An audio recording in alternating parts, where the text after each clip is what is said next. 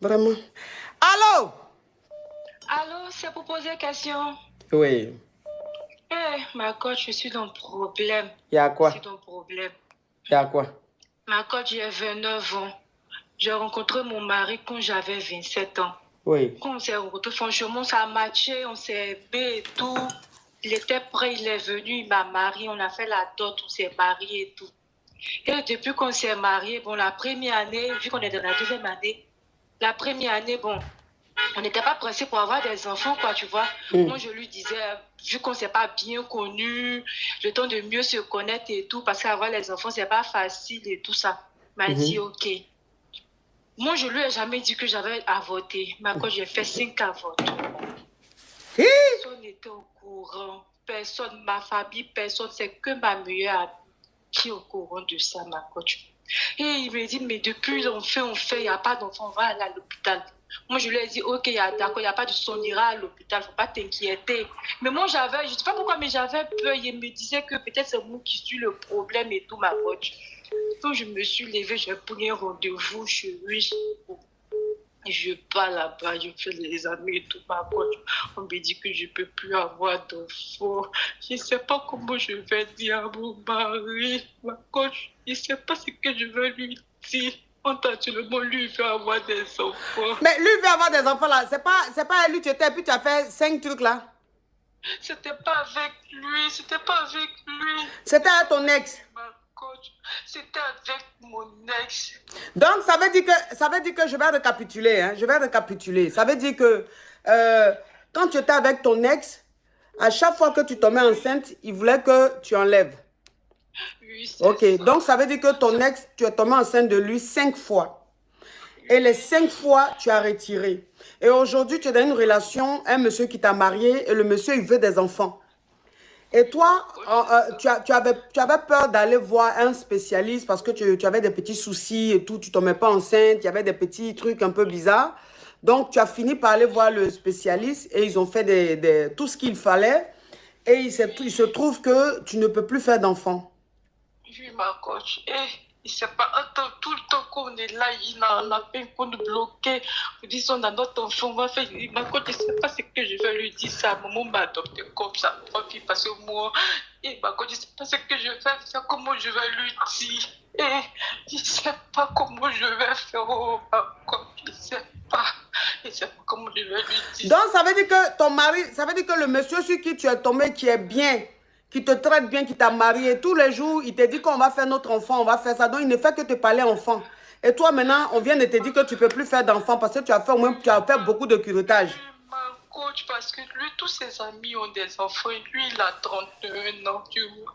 Tous ses amis ont des enfants, c'est nous. Même sa maman m'est venue me voir, ah, ma fille, il y a quel souci? Elle dit, non, maman, comme on n'était pas encore prêts et tout. Maintenant, moi, mais je me sens prête. Mais là, qu'est-ce que je vais dire? Qu'est-ce que je vais dire, ma coach? C'est je suis qui peut dire qu'on va divorcer. Ma coach, il ne sait pas ce que je peux faire. Oh, je ne sais pas. Oh, je suis foutue actuellement, mais je suis sortie parce que je suis à la maison et puis je le vois comme ça. Je ne sais pas, mon cœur se coupe.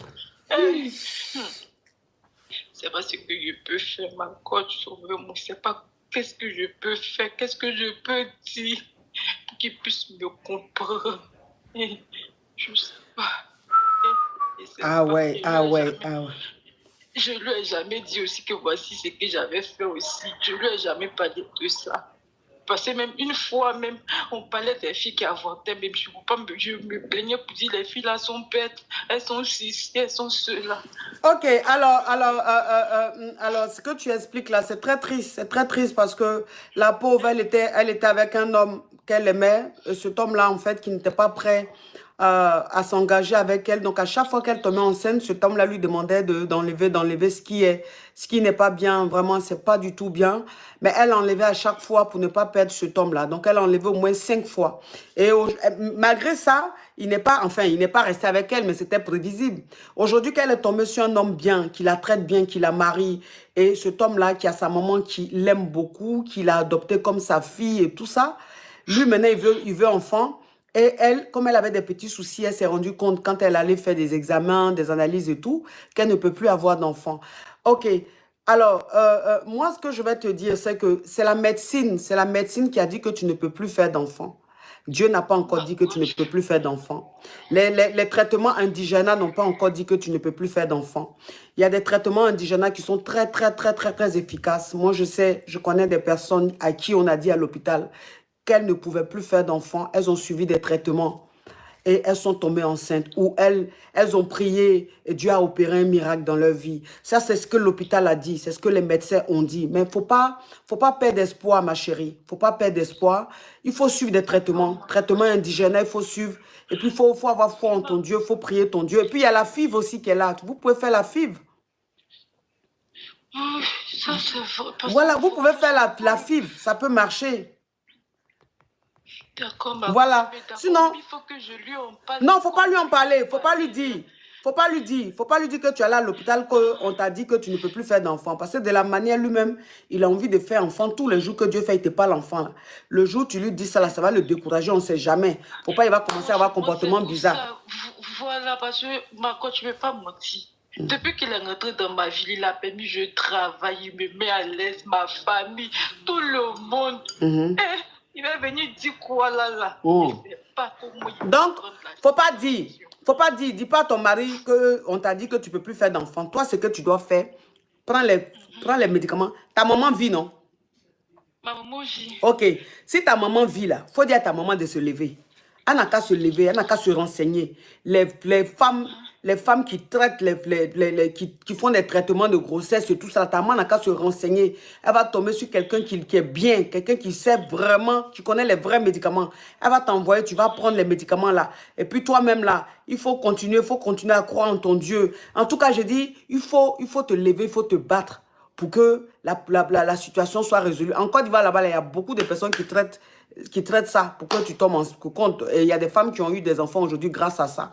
Donc, il ne faut pas te décourager. Tu as compris? Il ne faut pas te laisser abattre. Il ne faut pas te laisser abattre parce que si tu te laisses abattre, ça peut aussi agir. Ça peut agir aussi sur ton moral. Abattu, même quand souvent il est là, il dit, bébé, t'as quoi? Il dit, j'ai rien. Il ne sait pas ce que je peux lui dire. Oui, mais c'est ce que je dis là. Il dit, c'est vrai.